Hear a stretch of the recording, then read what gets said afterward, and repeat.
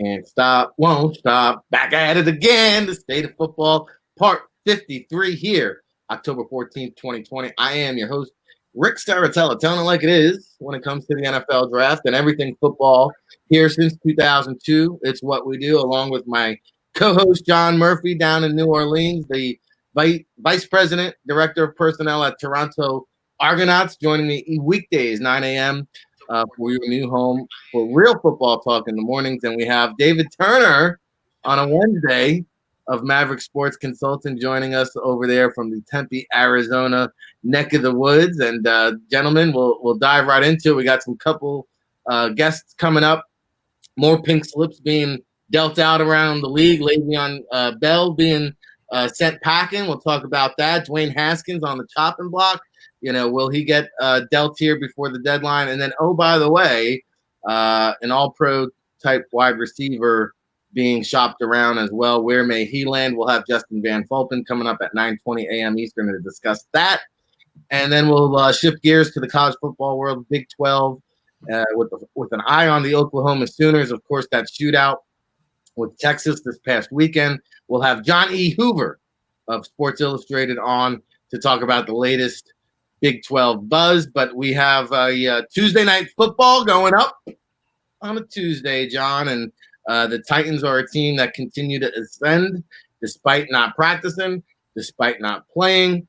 Just when I thought I was a believer, they let me down there yesterday. Our pick'em picks, by the way, you got me by one game now up on the standings, I think 53-52. But the Titans now, I think, with a little early season adversity behind them, have kind of put themselves up towards the top of the list in terms of AFC contenders. And I'm saying the Bills are now pretenders. Well, it now will get very interesting because a week from yesterday, we'll find out, basically, or a week from today, we will all know where the Bills are at the 6-game juncture, because you go from undefeated with no turnovers, playing really well, no real adversity. Now you're playing the Chiefs, who are off a loss to the Raiders. After you're off a loss to the Titans, you go to 2 losses and everybody else is stuck at, 0 or 1. You're now looking at, more of being, you got your division, right? There's a likelihood you're still in the mix, there, but you've given the Patriots now an opening to get in the mix with you in your own division. And if you play them straight up with Cam Newton, it's anybody's ball game at this point, especially if the Patriots play the way they can and the Bills play like they did last night. You can't have no run, which again, I'm not blaming, Josh Allen. You're only going with the calls that you're given. Why, with a team that hasn't played in 2 weeks, basically, you think they haven't practiced outside of the private practices they were doing, so outside of that, why are you sitting there in the fourth quarter, on the road, and you got your starting running back with 9 carries, you run the ball 16 times total, and you're throwing it 40. Now, I get you like these weapons that you have now, but if the Bills try to go in that direction, it won't go well. I have the understanding you don't want Josh Allen running all the time, and that's a good team. Like, you don't want to be running against them. They have a very good defense up front, and, you'll get a couple of good smashes there if you're sliding, and taking off and running as the quarterback. Didn't like how they started it. The turnovers, became messy, and you really have to give Mike Vrabel, kind of kudos for able to keep those guys in line in terms of online, doing the Zoom calls, online, interacting with the game plan, being able to do that, hey, we're all we got and that's all we need, type mentality, into that. It would be if they were missing guys over the long haul, if the COVID stuff, has guys, off the field not practicing, which then leads to, in the next 2 weeks, a couple of football-related injuries. That might be any repercussion that you're going to face in terms of what's gone on in the past 2 weeks. But I agree, seeing what Vrabel was able to do, we mentioned it yesterday. The winner was going to ascend. The loser was going to have a struggle here. The Bills have to bounce back quickly, get this one out of their system, and now face a really good Chiefs team who's pissed off after getting shown up there by the Raiders. That'll be an interesting contest because if you play like you did last night, you're getting your head handed to you again. And if you get, 40-20 2 weeks in a row, that's going to shake anybody's confidence. But, Josh Allen really has to play better, against these type teams, but they have to call the game better for him because I'm not understanding when you're going into the fourth quarter against the Titans. I get what the score was, but for the majority of that game, it was 2.5 to 3-1 pass to run. I'm not quite understanding the idea of why you would go that direction against the Titans. Yeah, and our good friend Ralph Ventry had the wagon circling. He had me on board just when I thought I was a believer. It bring me back down to reality, David, and I'm going to stick with the mantra. The Bills are a pretender, but like John said, we're going to find out, and you can't blame Josh Allen. You may be able to blame a little bit of Josh Norman getting tossed there like a rag doll. But your thoughts and impressions now as the Titans remain undefeated and the Bills, like I said, we're going to find out what they're made of. I give them no shot to beat Kansas City. I don't even know where the game is. I don't care where the game is. Kansas City is just going to, drop a big old dookie on them like old dirty bastard. You guys are hilarious because everybody in this conversation, and probably that we would add have a Kansas City hangover from last year. I mean, really look at Kansas City. I watched a few of their games this year. When the Chargers take them to the fourth quarter before they win. What the Chargers game plan is what people have been doing, and they're not blowing people out like last year. They're not coming out and winning 45 to 14 or something. They're just not doing it like they did last year.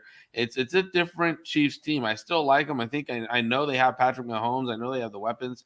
Like, I'm not trying to bash on them here, so anybody don't start. Well, I told Raiders. But again, I think it's a little bit of Chief hangover after 5 games. I think we got a little still Chief hangover from last year, and you're not watching just the 5 games this year.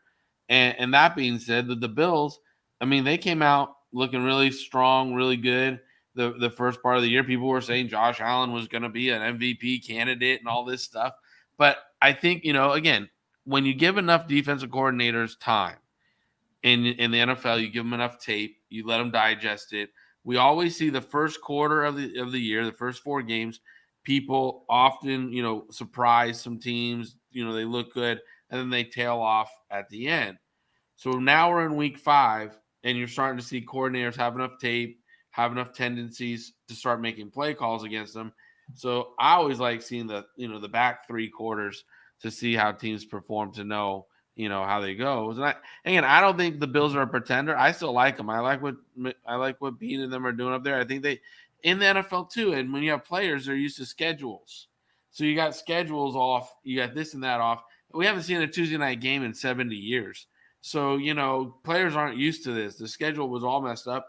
Tennessee had been off for 10, 12 days, so they are rested. You can come out. They play well.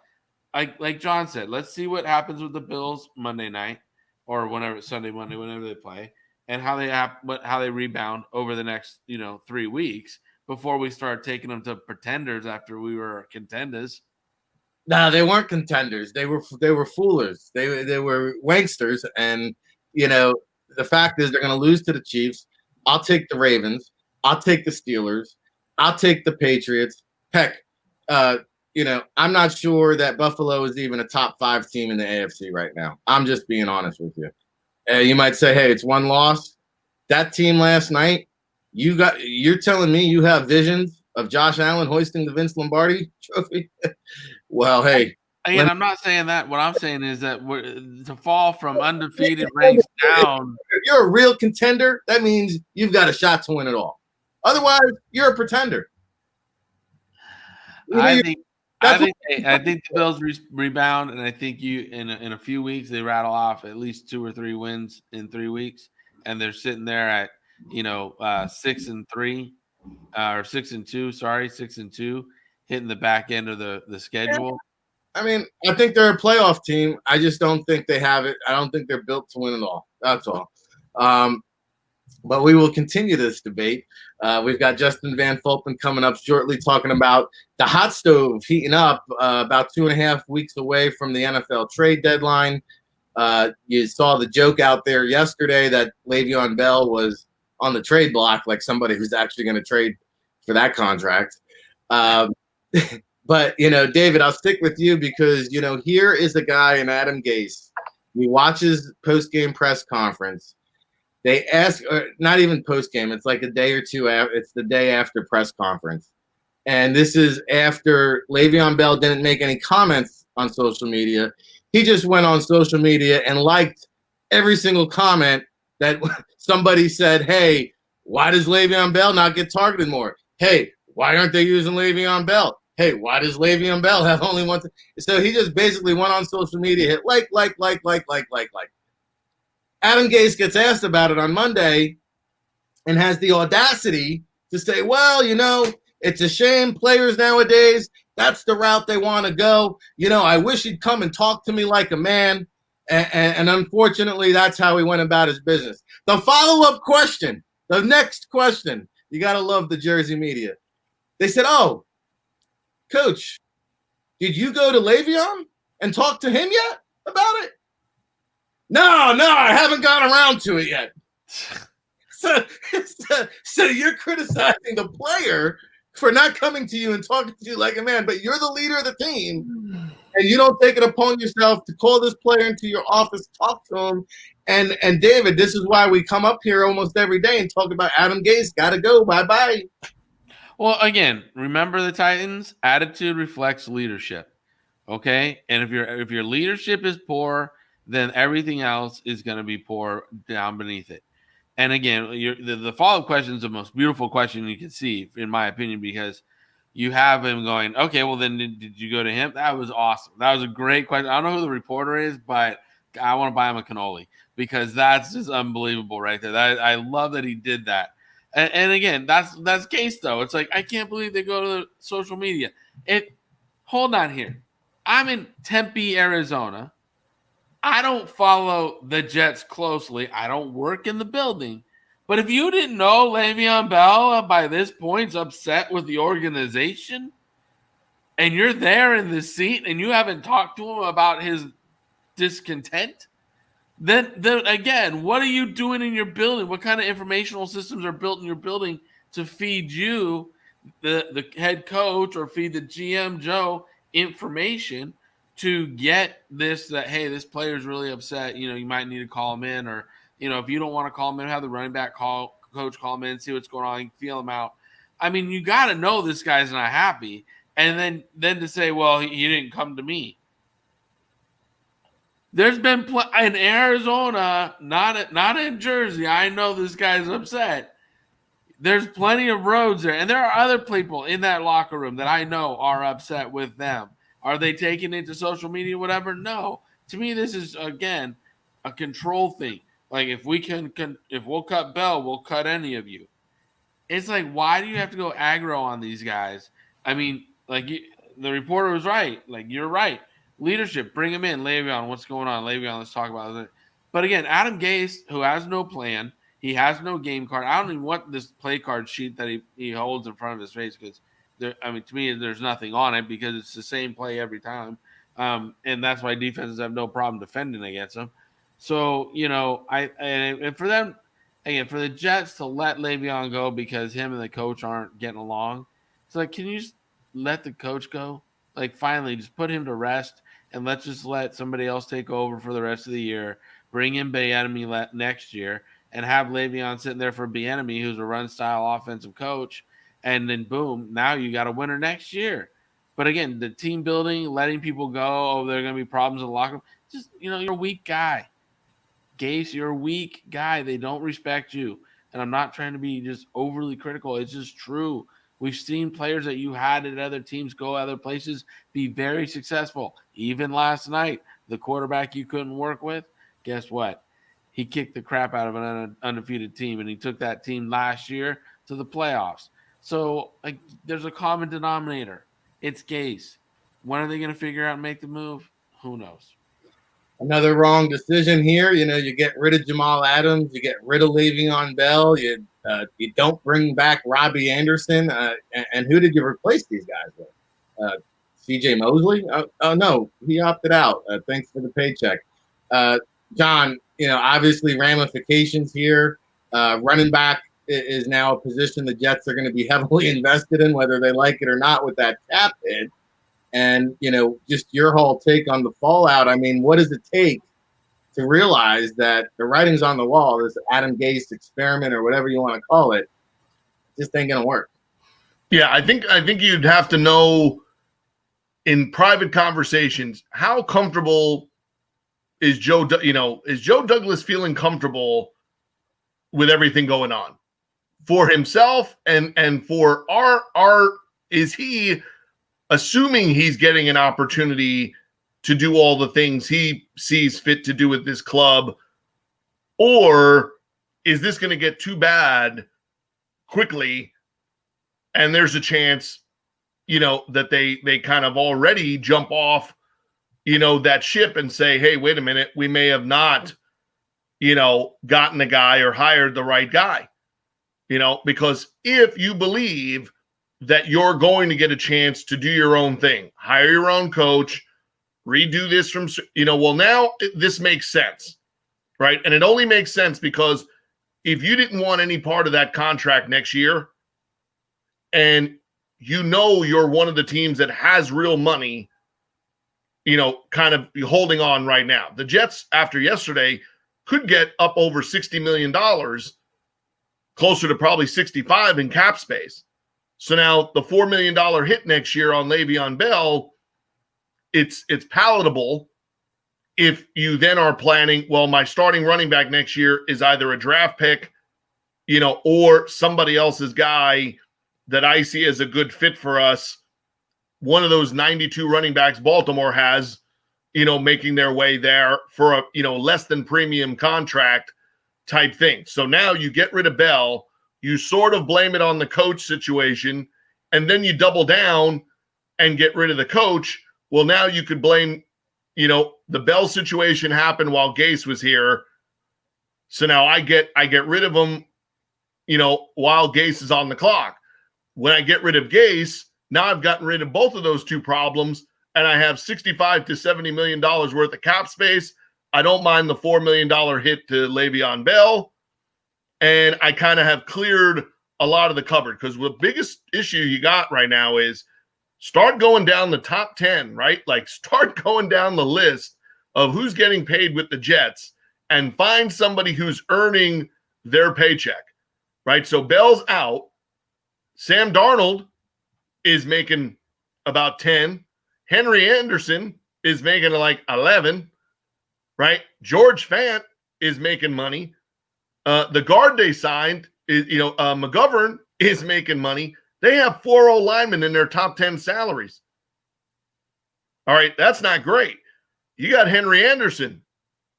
Okay. That's not a $10 million guy, when you're looking at a big picture. You got C.J. Mosley, another guy. Chris Hogan. How could you forget the pride of Manilow? So, I mean, you start looking at, and then Crowder is at 11.5. Now he's earning his money in terms of what he does for himself, and in that offense, but he's only valuable if you had Denzel Mims lighting it up on the outside, or Perryman doing something and a tight end, and then Crowder would be worth that money because you're not paying the other guys. If you have no weapons and he's your number one, I mean, he's going to get 10 or 11 catches, but he's always going to be a low yards per catch kind of guy. So, I mean, that can't be your best playmaker. Well, Crowder, I hear, is now being shopped along with the corner pool. We've got our football. The whole thing should be shopped, though. I mean, well, there's only like 1 or 2 assets worth dealing off. But let's bring our football insider on, Justen Van Fulpen, pick his brain a little bit. Of course, Sport 5 management, and he joins us right now. Justen, welcome into the show. We're going to throw you into the mix here, talking some Le'Veon Bell. I guess the question remains is, here's a guy who didn't play this season, really. Didn't play 2 years ago with the holdout. Only had about 200 touches last year. So there's really not a lot of workload being used up on Le'Veon Bell. Can his career be salvaged? I look at the NFC West, and one of those contenders maybe could use a running back. Where could Le'Veon Bell possibly land? Can he be salvaged? And can he be a contributor to a team down the stretch run?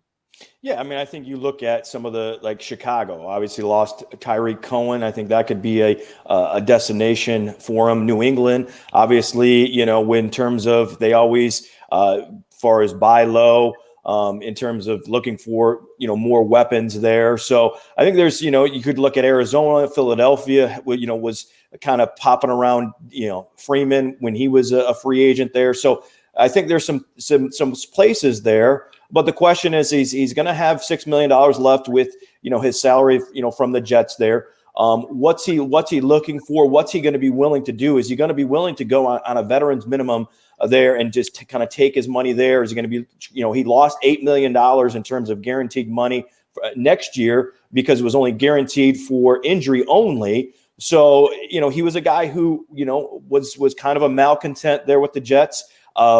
Didn't, sat out that 1 year because of a contract dispute there with the Steelers. So does he really want to play football on a minimum salary type thing and taking that $6 million for the Jets and kind of a 1 year prove it deal when you're a 28-year-old running back? Yeah, and I think it was a McCagnon signing, then Le'Veon Bell came in, then Adam Gase came in, so he wasn't a Gase guy. Then Joe Douglas came in. He's not a Douglas guy. I mean, to John's point, I'm okay with the $4 million hit because here, for the Jets anyway, it's addition by subtraction. And it's addition by subtraction because of the culture that Adam Gase has created. And you now have to get rid of the bad apples because Jamal Adams called it like I said, this guy's a loser. Get me out of here. Robbie Anderson said, hey, see you later. I'm gone. And now you're seeing it. CJ Mosley, like, hey, I'll sit this one out, fellas. Have fun with this. Let's shift gears, though. Dwayne Haskins, it was reported, Justen, is being shopped, according to Jason LaCanfora of CBS Sports, who's pretty well tapped in. You heard the reports that if Sam Darnold were to be dealt, Schefter reporting that he spoke to GMs that didn't think the Jets could even get a first-round pick in return. Now, here's Haskins, who probably doesn't have as a high a ceiling, and we saw what Josh Rosen went for. So at this point, does it make sense for the Skins to deal off Haskins? What could they possibly get, and who might want him? Well, I think, yeah. I mean, I think you're wanting to go in a different direction. We've seen that with Ron Rivera they're starting to evaluate the quarterback class as far as the Trevor Lawrences, the Justin Fields, et cetera there. So I think you've got to move them out there. You look at places like maybe Indianapolis, could be a spot there. Obviously, Phillip Rivers is on a 1 year deal. They're looking for a quarterback, and if they play well, they're not going to be in the mix for one of those top guys. And I think, and again, you're buying low there with a Dwayne Haskins. You're probably looking at a third, fourth round, draft pick, for him there, from Washington because of everything that I know. And you guys had talked about this past week in terms of him having some character issues, not as far as working hard there. So in terms of, you get the Colts could, maybe flip a fourth round pick and have, a developmental, quarterback was a first round pick there. And, you kind of move on after this season and kind of have a guy there because, they're going to be trying to go for the playoffs. So they're not going to be in the mix for the Trevor Lawrence's, Justin Fields, or Trey Lance train there. And we know that, Phillip Rivers is just kind of a stopgap. Yeah, and as you were talking, John threw out Haskins for Brissett. Could that be a swap? I mean, I think Haskins is making $1 million. Brissett's probably up about 13, 14, 15, so they'd be taking on some salary ramifications there. But, John, I mean, you heard Justin say third, fourth pick could be worth an investment for a team in need of a quarterback. Yeah, I think – and then if you're the Redskins, do you have the willingness to kind of kick the compensation down the road, right, and try to get somebody who still believes in him and then say, like, hey, it doesn't have to be next year pick. Let me give you a guy. You try to develop it, and if it works, I get a higher level of compensation if he's starting by 2021, 2022. So you try to get something more back than what's face value, because I think face value is, kerplunk, right? It's going to not really, get anything that's going to be, exciting to you, as a club, to get back a third or fourth round pick for this guy. So you better kind of entertain different ideas with it. I think the other part is you want him out. Like right now, it's weird, right? It's clearly to him, hey, wait a minute, I couldn't stay on the roster, number one. Then Kyle Allen gets hurt, and you're still saying that you'll dress him next week injured. So you're willing to go out there with the $6 million man and a half injured Kyle Allen, and I can't even dress. Like, whoa. So that's a weird, anytime you have somebody in the building, right? We all seen the Moneyball movie when the manager and the GM are walking down the hall and one of them kind of turns the corner so that they don't walk down the hall at the same time. That's how Haskins is in the building right now, right? That's a really awkward scenario to have the third quarterback knowing that his interaction in the building could be awkward every day. And right now, there's not 6 feet of COVID distance with him every day. There's probably 12 to 18 feet, of distance. They're not waiting to start the meetings until Haskins is there. They're not really wondering or caring if he's involved. That's why they're trying to move him. Whereas you saw the other day, our next trade candidate on the sideline literally having a veteran moment during the game. And when have you ever seen AJ Green acting like he was in Sunday's game against the Ravens, when he's sitting there with the coach basically audibly telling him, if you're not going to use me, why don't you just trade me? I mean, the fact that he's on the sideline having a moment with his helmet off, sitting with the coach, right? Like, that's a guy we know for his toughness. We know for his leadership. We know that he stayed there with the Bengals through all these crappy seasons, and all the different things that have gone on. He's the one guy that has stayed and been their guy. And you could tell the writing's on the wall. And so does he. And the writing on the wall is like, for him, it's probably for John Ross. And if you want to talk about not getting anything money on your return, you can't get a beanbag for John Ross, at the moment. You might get a used penalty flag, for him right now.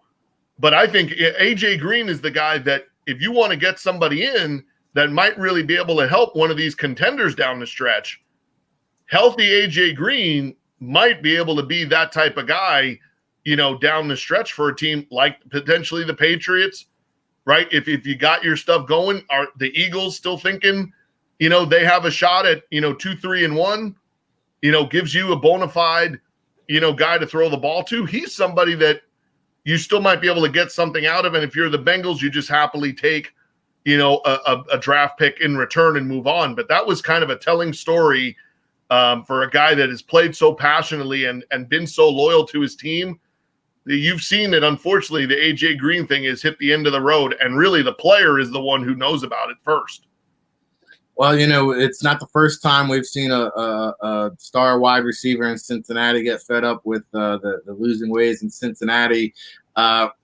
Take us out on a wrap-up, Justen. Final thoughts on AJ Green. How good, confident are you that he does get dealt, and where are some other? Well, I think as far as what John had put there, is definitely there. He's on a franchise tag as far as $18 million there. So, basically he's a $1 million a week guy. So when the Bengals trade him, they get that off the cap. Same thing with John Ross. I know John Ross, as far as the agent is really trying to get some get the Bengals to trade them. The one thing you've got to look at these trades though is like John Ross and AJ Green. If they go to sign a deal in the offseason, in terms of those players, obviously could get compensatory draft picks. The Bengals can, and I know as far as the John Ross thing, they're thinking, hey, can we get more if we just hang on to him and he signs a deal in free agency in terms of a compensatory pick than we get as far as trade him during the season. All right, Justen, always a pleasure. We appreciate you hopping on here in this early morning on the State of Football, Part 53. I'm sure we'll have you on sooner rather than later, my man. Yep. Thanks, guys. You guys have a great day. We'll catch you soon. Appreciate the time. Hey, it's the State of Football here. Weekdays, 9 a.m. Eastern, your new home for morning football talk. And we've got the chat room people up and about it. Good to see some of the usual suspects. And Charlie, I'm better than you. Robin Backsab over there from Buffalo. She is not circling the wagons this morning. And it's time for our next guest as we shift gears into the college football world. He is John E. Hoover. You can follow him on Twitter at John E. Hoover. AllSooners.com, of course, covering the Oklahoma Sooners and Big 12 for the Sports Illustrated Network. And we welcome him onto the show. Good morning, John. Thank you for joining us. I'll kick it off. Big win finally for the Sooners. Shootout with Texas.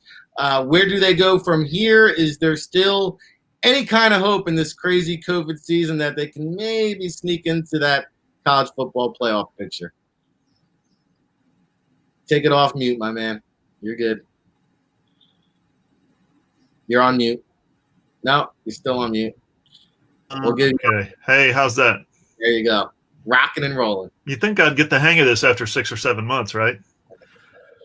No, you're right on.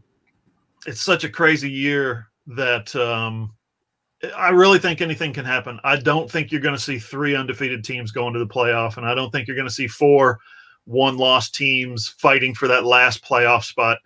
You could have a 2-loss team and a couple of 2-loss teams getting into the playoff this year. I think Oklahoma's probably not one of those teams as of right now. But if you look at the Vegas odds that came out, I think Bovada came out with some new odds this week. They're still the betting favorite to win the Big 12.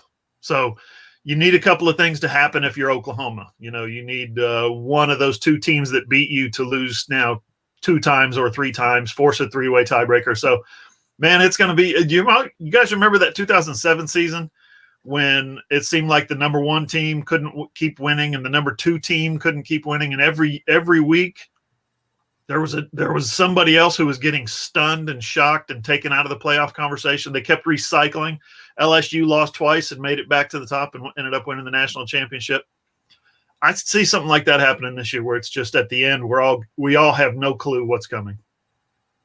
Yeah, and that's the kind of football season it has been. I'm trying to remember yesterday, John. Never mind 2000. You're on the State of Football. Rick Serritella, John Murphy, David Turner here on the roundtable discussion. David Turner, fire next. Yes, sir. Hey, John, good to meet you. Good to have you. Yes, sir, on. David. And quick question, with the COVID virus running rampant in some of the programs there, how's the Big Ten going to handle that the rest of the year? Because it seems like teams like Baylor and stuff have really struggled hard with it, and other teams haven't. But, again, what's the Big Ten, do you think, as a whole, going to do to secure making the whole season finish out here? Well, they're going to follow – the Big 12 is going to continue to follow the protocols that they have. It seems like it's worked for just about everybody except Baylor. Oklahoma State practiced on Sunday night thinking, okay, we've got Baylor coming up on Saturday, and then they get news after practice. Nope, that game, sorry, we don't have enough to play. We haven't met the threshold of whether it's, 53 players. They borrowed the NFL model. And they're going with walk-ons too in that 53. So every coach is a little nervous about that. You need 7 offensive linemen. You need 4 interior defensive linemen, and you need at least 1 quarterback healthy. Baylor looks at its roster every week and says, we're pretty close. We're pretty close. So it's a little unnerving, I would think. And then, Baylor's not the only one. We've seen Kansas State have games postponed. So I think the Big 12 overall has been successful with their return or their attempt at playing. But yeah, there's been some setbacks, and it's just really disruptive right now. They pushed that game back from this weekend to December 12th. I mean, Whoa. that you've got now a month and a half, 2 months almost to reset your goals for how you're going to approach Baylor after a week off. Now, Oklahoma State, for instance, had an open date. They spent the entire open date preparing for Baylor, and now a week's worth of preparations. It's like, oh man, what do we do now? So. They take another week off, and then they turn their calendar toward the next opponent. Yeah, and I thought I saw Les Miles had COVID. I mean, how is he doing now there with Kansas? Word is out of Lawrence that he's good. He's coaching basically from the Zoom. You know, they're sending him film and keeping him plugged in and all that stuff. But yeah, he's quarantining. Interesting stuff. Johnny Hoover here, allsooners.com on the Sports Illustrated Network, along with Rick Serritella, John Murphy, David Turner. Johnny, what do you got for John? Well, John, let me ask you a question. Did this turn out to be less of the other teams and more the factor that did we just assume that the Oklahoma system and everything they do would just keep churning as normal with the losses, much like the LSU fan base felt the same way? Like, hey, it doesn't matter. We got the system now.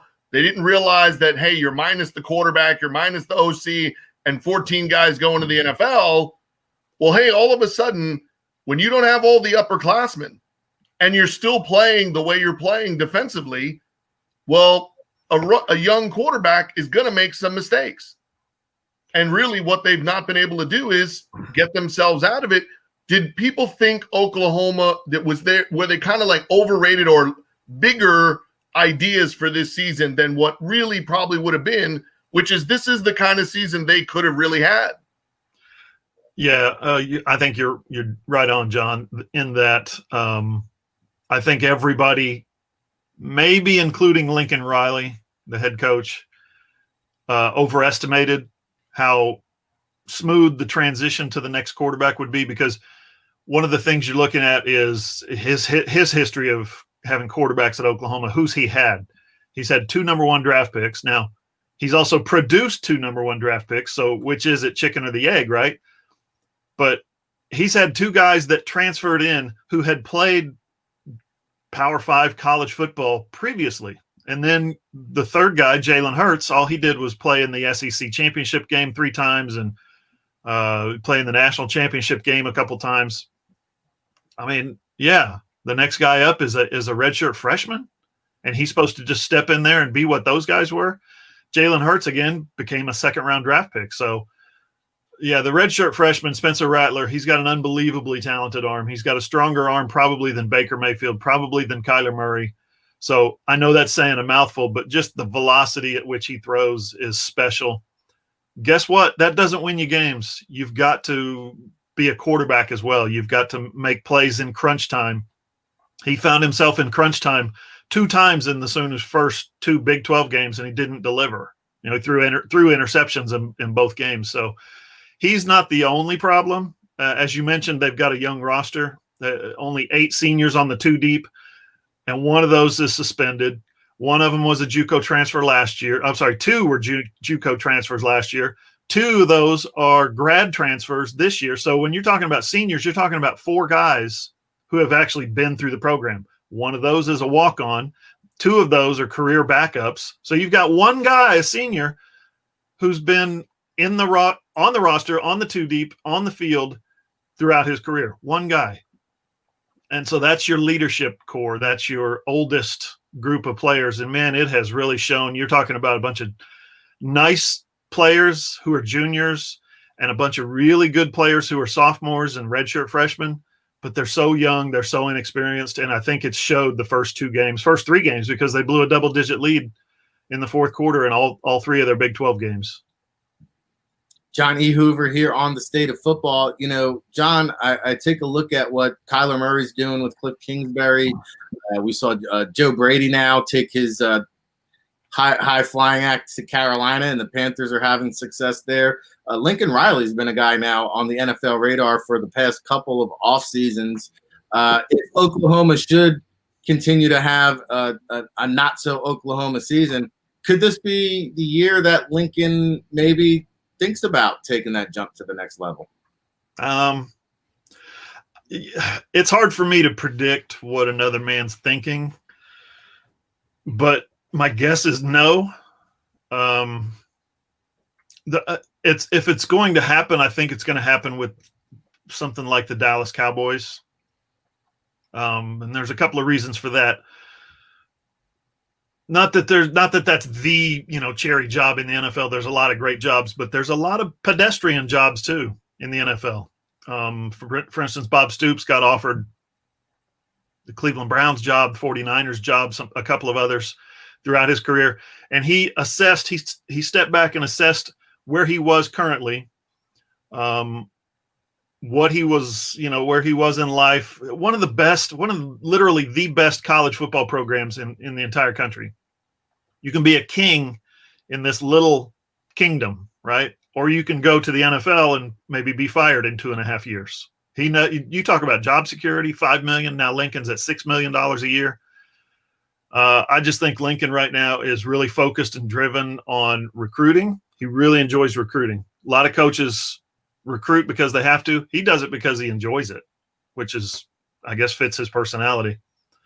And then the other thing is, he's got a relationship with the Joneses. He coached Stephen Jones's son, developed him, trained him. And so they've got a lot of mutual respect for each other, him and the Jones family. So I just think that if he ever gets his fill at Oklahoma, which I don't know why you would. If you're winning games, they're going to have you at Oklahoma. If you're winning a lot of games like he is, they're certainly going to give you $6 million a year like they have with him. So, but if there's ever a reason for him to leave, I think it would be something like he would give Stephen Jones a call and say, "So you still interested?" That's interesting. And the Joneses, as you know, have hired their guy before, right? They've done, they've gone out of their way to hire the person. Hey, you got personal ties? That's okay. We'll bring you here into Dallas. You'll do great. They're not afraid to do that. So. And we have seen that. Well, hey, John, very intriguing stuff here. We appreciate you hopping on. Hopefully you can join us maybe later on down the road before the college football playoffs heat up and give us some more Big 12 updates. And we definitely appreciate it. Allsooners.com. Follow you, John E. Hoover. Anything else? I know you got the podcast out there. Yep. Anything else the people should know about that you got going on? That's it. You hit it. Allsooners.com. Oh, I got a YouTube channel too. Check that out. John Hoover Media on YouTube. It's a lot of fun. I enjoy getting on the video. You see, I've got the studio set up, the lights, the backdrop. So it's a good time. We see it. Hey, we appreciate it. Have a good one. That's Lights, Camera, Action. John E. Hoover reporting on the Big 12 and Oklahoma Sooners, and interesting stuff there. If the Mike McCarthy experiment doesn't work out there in Dallas, John, maybe they got Lincoln Riley there on the back burner. Well, the one interesting thing I was gonna bring up to him is I believe one of these last 2 weeks that they've played, and for their sake, they better hope it was last week and not against Iowa State. Caleb Williams, who is the number 1 quarterback in the country, was visiting and at one of the last 2 Oklahoma games. So it's sort of Oklahoma, Georgia, LSU, Ohio State. There's 4 or 5 teams still in the mix that he's not saying or committing one direction or the other if he's got a final group of guys. But does that impact who makes the next move in terms of college football? Because if you get that kid, then you might sit there for 3 years and say, okay, now that's my idea. Sit here, develop that kid. When he's done, either I go where he goes where I go, like the Kyler Murray, Cliff Kingsbury thing, or hey, at that point, I have Oklahoma back sitting pretty top 5. I think that's the one part of this when it comes to Lincoln Riley that you kind of gauge from him as a guy is that if he was going to go out, he seems more like the type that would go out on top and know that he's left Oklahoma equal or better than when he got there. Whereas if he pulls out now and goes to the NFL, in all likelihood, that signifies that Caleb Williams kid will go somewhere else. And right now, you're not sure if Spencer Rattler, can you be the best quarterback every week in the Big 12 with his play style? We're not sure yet because there's no run action to his game. He's a passer. He's a decent athlete, but he is not the runner, that they've had. He's not the gambler, in the pocket to take off and run. And that's why defenses are playing differently against Lincoln Riley now. And their young receivers are coming. They got 2 more of the top 50, players in the country at receiver coming to Oklahoma, after this season. The Seth McGowan kid has looked as good as advertised, averaging 5.5 yards a carry, in his first go around, there. And their other running back is a redshirt, freshman. So you got a lot of young talent there. The thing is that down the stretch of this season, that the center is going to declare, right? He's a first round pick, so you're going to have some change there with their O-line. But I think the most interesting point would be down the stretch. If you don't play any better, does Alex Grinch get a third year, there to play as the defensive coordinator? Are you going to keep allowing, teams to score 30 at a clip? Because you have Texas Tech. Now, Alan Bowen may or may not be healthy. TCU has scored points. You still got to play them. You're playing Oklahoma State. We'll see who's playing quarterback for them at that point. And then you finish off, you have West Virginia and then the Baylor, game at the end. So there's still some firepower in there, because you would think Kansas probably won't score 40 on them.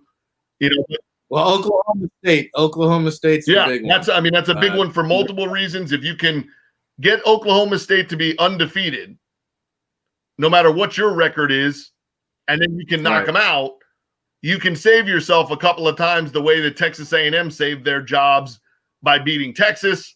That would be a huge, huge deal in Oklahoma, to kind of be the underdog against Oklahoma State, who could be a top 5 team undefeated at that point. And if you knock them out of the playoffs, that's going to be a saving grace for you. But I really think the recruiting part of things, if it's all true, which, you have no reason to believe it's not, and he really likes the interaction with the kids, if he gets the number 1 quarterback in the country, he's probably there at least the next 3 years.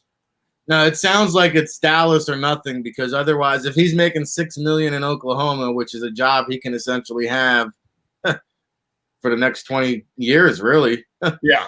So you can stay at Oklahoma and be the king, and if you go to the Jets, you might be the jester. Right. So with that being said, David, wrapping up the Oklahoma talk, it sounds like unless it's like $10 million a year, or the Dallas Cowboys, Lincoln Riley's staying pat there in Oklahoma. And I think, it's interesting that they're still the odds-on Big 12 favorite. And I think for them to have any shot, not only do they have to beat Oklahoma State, they've got to blow them out of the water. And they're built to do that. Well, the one thing that, I like to do is digest the history of different teams, organizations. Right now, if you look at the Atlanta Falcons, they spent a lot of time with these coaches. They have patience with their coaches. They're not one that just turns over every year, coaching and stuff. So with that opening being there, I'm not saying he's going there at all. I haven't heard nothing about it, guys. But I'm just saying, it's an interesting landing spot for coaches and GMs because his owner has shown patience with people. So, when you're looking at what I got out of that conversation with John was that you got to look at the situation. Every situation is different. Yeah, you have personal ties there down in Dallas, and you have a good situation at the Sooners. But being in Atlanta, that's a little bit. You don't have the full cover. You don't have everything there that you need to win and to cook a good meal, but you do have a patient owner. And when your day to day could be good, and you're not looking over your shoulder, and you're not worrying about getting fired and everything, because you have an owner that is committed to you and the organization the way that Arthur Blank is to the people that just left the building. He gave them 7 years, and they really should have been fired at the end of last year. And 2 years ago he gave them new contracts, so these guys, I believe, still have 2 or 3 years left on their deals, and he's going to be paying them out. So, again, I think Arthur Blank can pay him 7.5 or something that's similar to what the guy in Carolina just got, and he would have a patient owner if the right GM wants him to be there. I think it's an interesting scenario with that opening there. Well, let me stop you right there and follow up, because we were hoping to have you on to talk some of this GM openings, and since you're talking about Atlanta, I saw Maverick Sports put out a couple tweets with GM candidates. Who are some of the guys there realistically that you think Atlanta or Arthur Blank could be looking at? Well, when you look at the owner and what he likes in different people, when he hired Thomas was a young scout, college scouting director from up there in New England. Now New England has Elliott Wolf. They hired Elliott last year, and he's working there underneath Nick Cesario and stuff. So there's Elliott, there's Nick. I think a veteran guy that everybody's talked a lot about, and he was very close to getting the San Francisco job when it was available, is George Payton up there in Minnesota. And again, I think Atlanta would be very appealing to him down there. You have guys like, Ray Farmer and Marty Mayhew. Even Eric Stokes, he was assistant general manager of the Dolphins, and now he's at Washington Redskins. You got great young guys again, like Ed Dodds. Ed's over in Indianapolis working with Chris Ballard, and Ed's a great evaluator and a really strong up and comer in the business for being a next GM candidate. Scott Fitterer and Trent Kirshner in Seattle. You see how Seattle's been consistent for the last few years. They've been on the interview blocks. So I think there's a lot of candidates, that are qualified and ready. And I think, GM turnover has been really slow. So, for me, I think this year you could wind up with 3 or 4 GMs moving around, and, some of these guys actually getting their opportunity, hopefully. Yeah, I think we'll see a lot of off-season movement on the NFL level side of things. Good point yesterday by our guest. Like I said, I'm trying to remember yesterday. They made a point. I forgot who we had on, John, but they said, college football, it will be hard to fire a coach and then hire a coach considering all the layoffs and the money that the colleges are losing, the furloughs and everything else. So I think in the college side of things, you'll actually see people retain their job that we thought might get axed. And on the NFL side, people that we thought were getting axed last year are really going to get axed this upcoming year.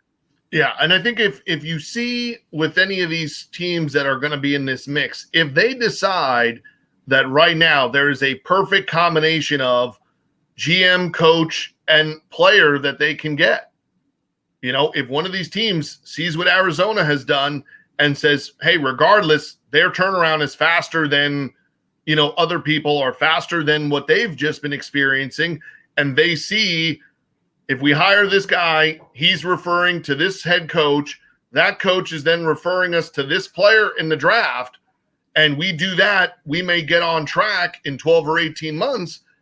I think you could then see, somebody trying to lure a college guy or lure somebody out of a gig that they've been comfortable with and have not, shown the idea that they're just going to leave and run for the first NFL opportunity, that comes their way. And I think that will lead to, when you really see the possibilities of, if San Francisco struggled the rest of the way, you can buy out Jimmy Garoppolo next offseason for a big old zero. And then there's Matt Ryan sitting in Atlanta available for Kyle Shanahan, who he played his best football for, and a possibility at that stage of their careers, Matt Ryan in San Francisco with George Kittle, Deebo Samuel, Raheem Mostert, Trent Williams. That's possibly a scenario that you could see where a Matt Ryan could end up financially, physically, the tie to the head coach, and the factor that the Niners can walk away from Garoppolo's contract, after this season. So I think that coming down the stretch here, the teams that have these high picks also have a lot of questions still to be resolved with their quarterbacks. And the one thing it seems like we might have is there's some quarterbacks in this draft. Then you look at who remains in 2021 or 2022, it starts looking a little suspect at the moment in terms of the next quarterback after Trevor Lawrence. And you say that Fields comes out, and we know that the transfer kid from Wake Forest is coming out. Who is the next guy? It's a good question. That is there when you look at the major programs and you look at next batter up. Who's Florida's quarterback? Miles Brennan is at LSU and 2 young kids. Texas is recruiting. A&M is recruiting. Sam Howell would be the guy. Possibly. USC, we're not sure. UFC, if is USC a guy? Is JT Daniels going to have a resurrection next year, and be a guy who plays quarterback at Ohio State? Well, you know, guys have the Slovis kid, Bryce Young, does Bryce Young knock, Mac out of a job there in Alabama? So you start seeing there's a little bit of a hole in the system here that some of the guys that play in the spring, and then how the Minnesota quarterback plays when they get back in action. Can he mimic what the BYU kid has done early this season and really start putting himself on the map? Because he has really good intangibles. I'm not sure he has great physical tools for the NFL game, but he would be the one guy playing in that offense with the talent that they have and the fact that he's really got that club moving in a direction of being in the hierarchy of the Big Ten. But teams that are in that, suspect quarterback range, right? We're talking about the Jets, the Giants. We're talking about Washington being in that mix. Is Jacksonville, now moving in the wrong direction for the rest of their season in terms of wins and losses? And Miami is going to sit there with their own pick and Houston's first round pick, at least one of which will be a top 10 pick. So you're going to have teams that have a quarterback that can trade back, and the teams that might need one, you're going to look at it and say, hey, I better make a real good decision on Sam Darnold, on Daniel Jones, on the Washington football team collection of quarterbacks. And then the same thing, if you're sitting there with a question mark of how long are you sticking with Matt Ryan, do you look at this quarterback draft and say, shoot, if we don't go here, we're not doing it in 2021. Next time there's really probably a quarterback class is 2022 or 2023. There's some interesting decisions to be made with the foundation of who are you picking out of that group, because that's a lot of variety that Dave just gave you. And a lot of those guys, will they just leave it being in Seattle, right? Would you leave being in Indianapolis? Would you leave the jobs that you have that are really fortified with organizations that are doing everything the right way and take a swing to come to some of these situations that are a little bit of a mess? And that's why I said the Atlanta job starts being a little more appealing every time, but it always comes back to the point that David made, which is Arthur Blank having the willingness that when he makes this decision, probably will stick with it for the next 3 to 5 years. That's going to be very, very tempting to folks that are likely leaving really good jobs, right? Because you can't turn around now and hire just whoever you want to hire, in Atlanta. You gotta make a good decision here. You got to go after somebody. It's probably going to be somebody that's in the playoffs, right? It's probably going to be somebody well-known. If you're taking your shot, he's not a bad guy to, hit your wagon to, there. And I'll give you one for Le'Veon Bell. I know they've signed everybody and their grandmother, and we don't know how they have cap space, but they probably will and could. Le'Veon Bell to the Bucs. Well, I don't know. I would actually like Seattle, I think, even more than the Bucs. I mean, Ronald Jones is doing okay. They got Leonard Fournette there. They got some other folks in the mix. I don't know. I don't know where they're going to get. I mean, I want to put it past them. I'll tell you what, the thing with Atlanta and Matt Ryan, I don't think Matty Ice is going to stick around to see the resurrection of Atlanta. And, maybe it gets Kyle Shanahan excited. I'm not really too excited about Matt Ryan at this stage of his career, but you got to wonder with Jimmy Garoppolo, being benched there this past game, how soon is Garoppolo in the vineyard making wine?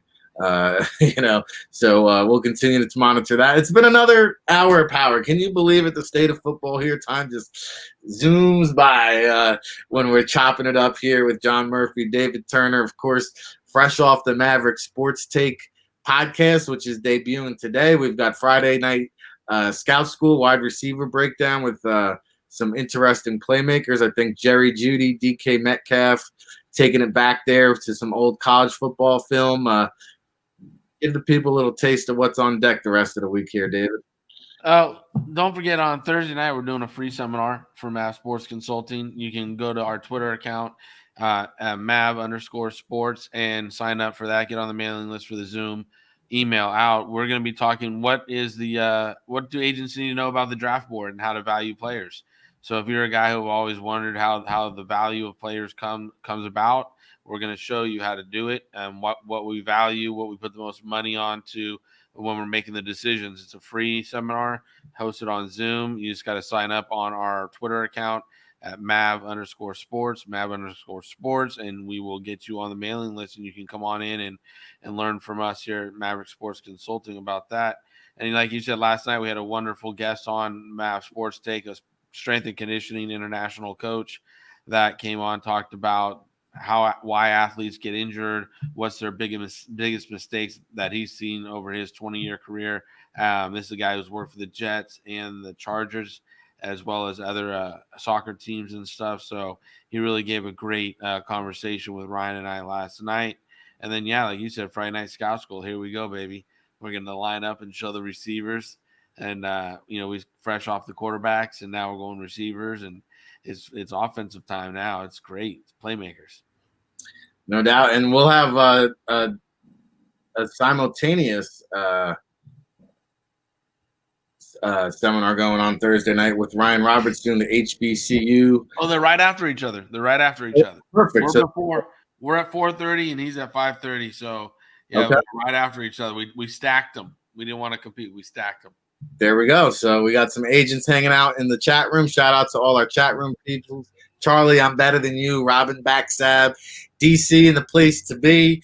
Of course, the HBCU spotlight, the Maverick Sports Seminar Thursday, back to back. Tomorrow, we've got Rick Gosselin, the Talk of Fame Network, and Neil Stratton from Inside the League joining us, along with John Murphy. Parting shot for the people here. Well, good news for the Cowboys. They added a Garrett to help their offense. No, they did not sign Jason Garrett back. They signed Garrett Gilbert, quarterback off of the Browns practice roster. That's their replacement. So if there's any issues down the stretch with Andy Dalton, you either have Garrett Gilbert or the pride of Pittsburgh, Ben Narducci, jumping in there. So we better get some offensive line play there, boys, because if you're playing with either one of those two guys down the stretch, there might be a problem, with things. The Jets were disgruntled and let go a disgruntled Le'Veon Bell. Jets fans would like to be let go themselves and put out of their misery for the season. So disgruntled Jet fans, you're one step closer.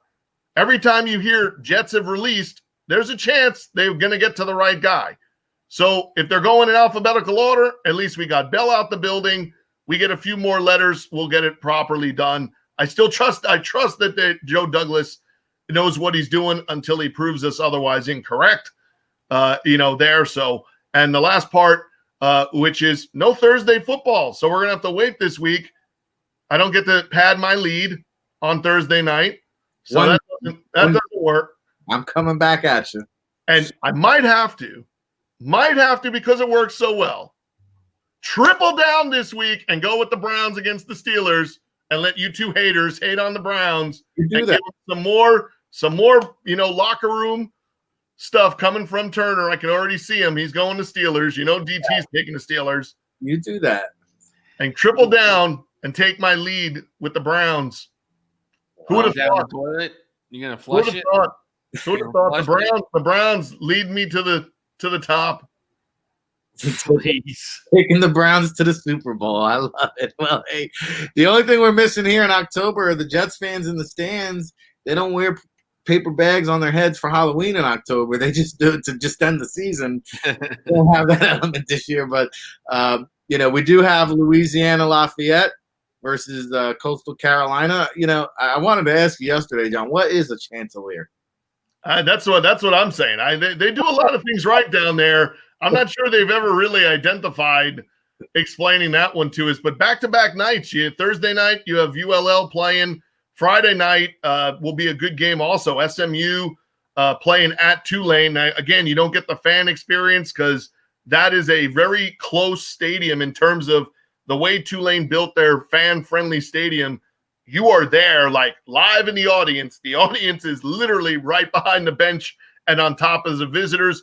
And you saw one of the most exciting games last year, Thursday Night Football, Houston and De'Ara King against Tulane, and they had 7 plays of over 35 yards in that contest. ended with a 53-yard touchdown as the game expired to J.J. McCleskey.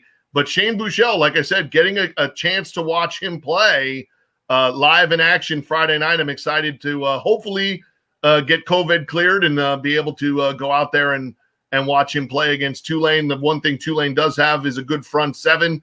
So it'll be interesting to see him against a team with a good pass rush. And SMU's undefeated. So at least Texas football has SMU to hang their hat on right now. Yeah, and actually it's a doubleheader that night because right after that, Houston will be hosting BYU, and we'll get a chance to look at the BYU quarterback again, which everybody's going goo gaga over. So we'll be back at it again tomorrow to talk about it again. For our guests today, David Turner, John Murphy.